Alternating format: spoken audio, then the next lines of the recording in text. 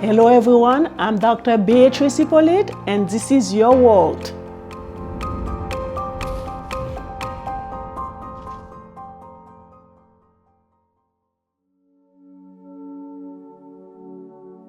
Hello everyone, this is Dr. Beatrice Hyppolite with you again for a brand new episode with your world. Today we have the privilege to have our friends back to the studio, Mr. Marc Bonhomme. This is your third time on the show. That is right? correct, and again, it is an honor. Welcome back. Yes. So today we want to tap on a very specific subject, a subject that many people talk about, a subject that is very significant to parents and everybody in society, if I may put it that way. And we want to talk today about the impact of social media on youth mental health.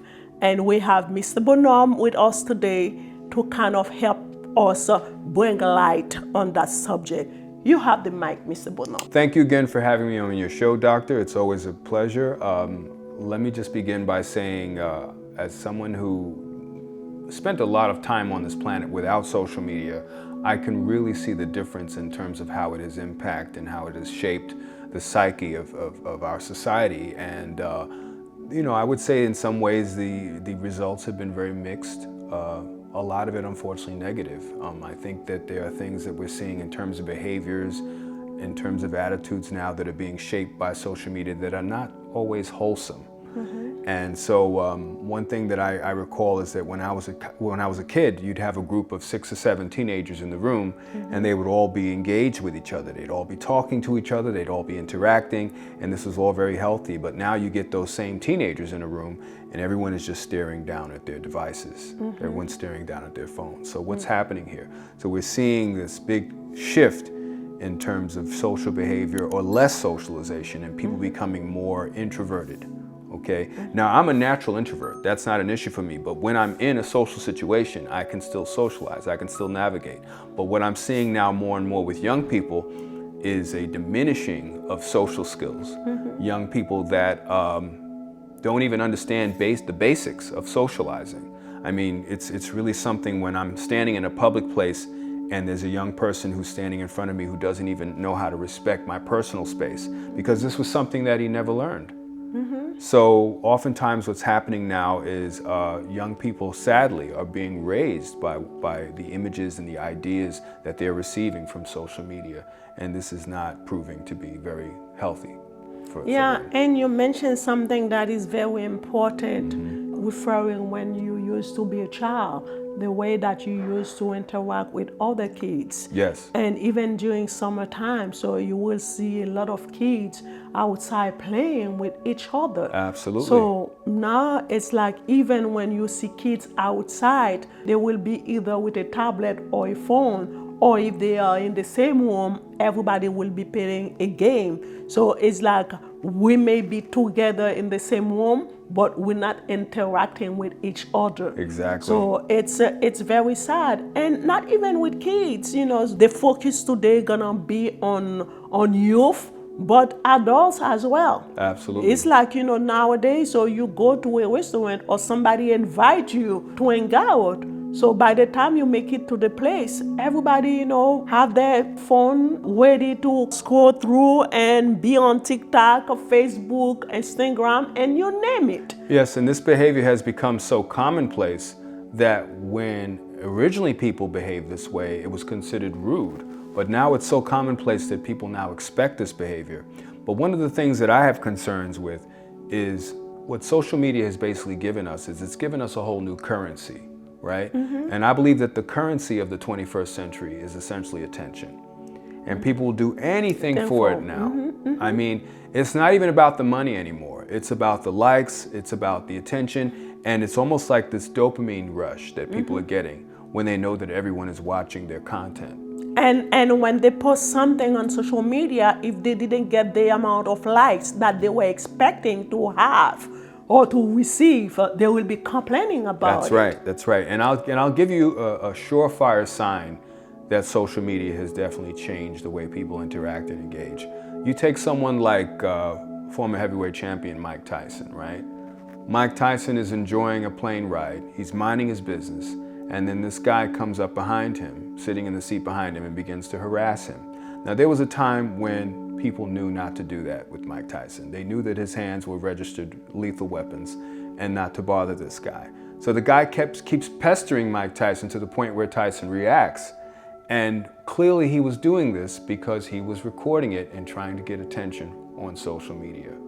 Okay? Very so now, sad. right, it's very sad because now people are doing things that put themselves at risk, and they'll do anything just to get the attention. So now we have people like that. We have people that go around pranking people, and sometimes pranking people in the worst ways. I mean, I've seen prank videos where people are walking up to someone's significant other and touching them and things like that, which of course you're going to have fights breaking out over that. You know, while you may have a zillion of likes on whichever social media that you decide to post that, yes. But while you're doing it, so you don't know the amount of danger that you are putting yourself into. Absolutely. And so these people don't care about the risks that they're taking. All they want is that attention, and it just seems to be the thing that people are getting off on now. Based on the research that we conducted, and the statistics, it's very significant on the outcome of the actual subject. Right, So, right. Well, back to the subject as far as how social media impacts adolescents, we've seen a lot of not only behavioral but mental health issues arise from this, right? Like anxiety, depression, young people becoming more socially withdrawn, okay? Because one thing that happens with social media is that when you're looking at other people and what they're doing, mind you, these are people just putting their best foot forward. They're only showing you the positive aspects of their lives, and sometimes they'll even exaggerate. So you'll think that someone is living this perfect life, and then unconsciously you may begin comparing yourself to that person. And as you compare yourself to that person, and maybe you have certain shortcomings that you perceive that you don't think that your life is as good as theirs, you begin to feel depressed. Okay, and this is what's happening with a lot of young people now. They'll see their best friend or their friends living their best lives and thinking that they're somehow missing out, right? And that's what they also call it. They call it FMO, fear of missing out, right? Or FOMO, it's called FOMO, fear of missing out. So there's this fear that people have, and this is both with young people as well as adults, where other people are living better than they are and they're not living up to their true potential.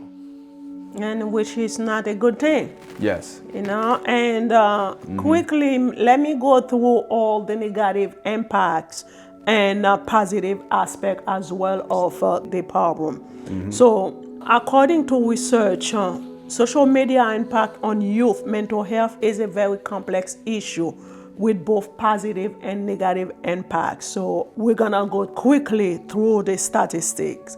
For the negative impact, if we were to consider that first, so mental health concern, and 90% of teens say social media has hurt their mental health, with girls 25% more likely than boys, which is 14%. Sleep disturbance, 45% of teens say social media platform hurts the amount of sleep they get. Of course, the amount is always higher among girls compared to boys. For girls, it's 50%, while it is 40% for boys. Not to stop you for a minute, but why do you think it might be higher with girls? I think emotionally, girls, tend to react different compared to boys. Okay. I would say that's true, but I would also say it's also because girls in general are more social. They depend more on social validation. That's very important to them. And so oftentimes when that's lacking, it can create serious problems. I mean, we've heard of the mean girls phenomenon, right? Where if you have a girl who's placed in an environment like a high school or wherever where a lot of the girls are very hostile towards her, that could cause a real problem for her. Yeah. Okay, very important. She doesn't feel accepted. That's the validation. So they are seeking for that validation, and there is no guarantee when you put yourself out there that you're gonna get it. That you'll be accepted. Some people may choose to validate you by giving you the likes, say you're pretty, you're cute, or what have you. But some people may who cares? That's right. So, and some people may choose to be mean, even if you tend to post something that is very delightful or beautiful. But if somebody chooses to be mean, There's nothing you can do there about is that. nothing that you Right. can do about it. That's right. And unfortunately, we have young people who will take that very hard. Yes. You know, so it's crazy. So continue. And productivity and confidence. 40% of teens report that social media hurts their productivity, and 34% say it's affect their confidence. Cyberbullying.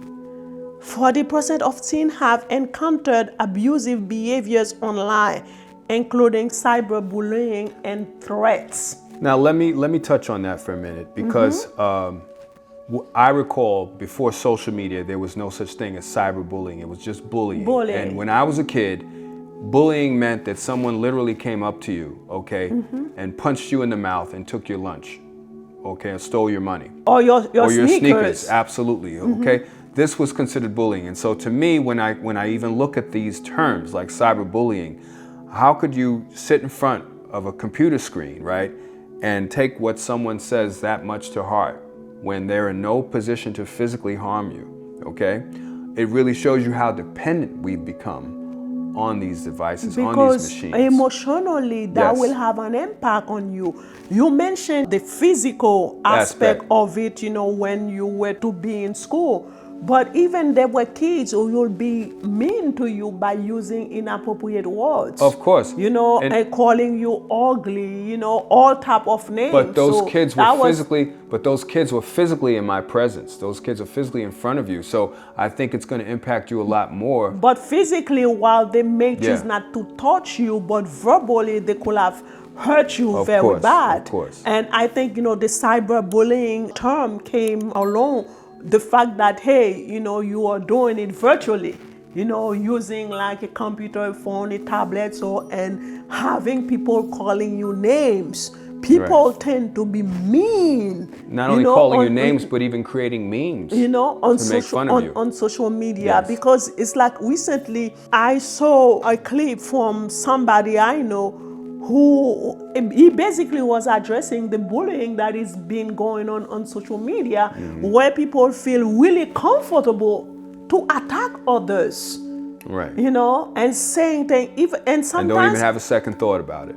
And not at all. And sometimes people who don't even know you. Mr. B, let's say, for example, my child may post something on the internet that you don't like, but that does not give you or should not give you any right, you know, to just... Well, that shouldn't compel me to react to it, right? Maybe I could just keep scrolling. Exactly. Yes. But when you kind of like pause for a second and write mean things to address my comment that does, or my post or my comment that does not sit with your expectation, one thing that we have to understand, you know, it's like that's life. As much as you probably would like or prefer for your expectation to be met, but the reality of life, you know, will show you the opposite. Of course. You know? And it's okay for people to not always agree with you, right? Exactly. To have a different point of view. Exactly. Yes. That's healthy in my opinion. Yeah, it's important. But I was conducting the research. They came out with some positive impacts of social media. They say social media create connection and creativity. Like 63% of teens say social media give them a place to show off their creative side, and 74% feel more connected to their friends. That's one positive aspect. And they say the support system, you know, 52% of teens report social media makes them feel like they have people who can support them through rough times.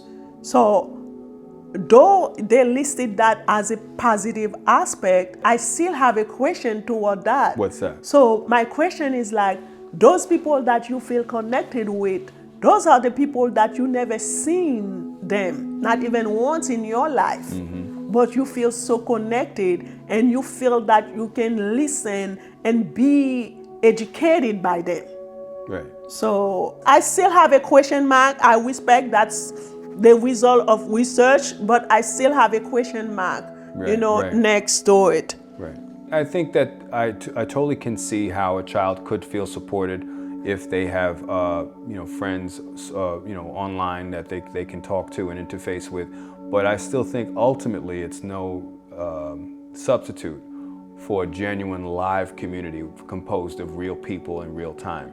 You know, because there's nothing like being in front of someone, being able to see their physical reactions when you communicate with them, as opposed to simply just typing messages on a screen. You know, and so like I was telling you before, I think that a lot of the social deficits that we're seeing now are a result of children having less time interfacing with real, you know, in real time with people. You know, even with their own siblings. Absolutely. You know, so you see like siblings who will not even bother to interact with other siblings while they will spend the entire day, you know, interacting with people they never met and they will never encounter in throughout their lifetimes. Exactly, and let me expound a little further. I think one of the problems also with social media is that given that we've come a long way as far as technology goes, I think that we live in a society where we've gotten very accustomed to quick fixes, okay? Immediate gratification. So when people are engaging each other now, it's not so much about developing a meaningful connection with someone as much as it's about being stimulated, right? And so it's like people are always looking for that next dopamine hit. Now. And when you get those likes, and I remember there were clinical studies where they actually found out that the likes were causing a dopamine rush, right? Yes. So each time you see those likes, they literally stimulate the brain in that way. So, you know, so like I said, because that gave you the validation that you were seeking for. That's right. And this actually becomes addictive. So people are constantly posting more and more material so they can get likes.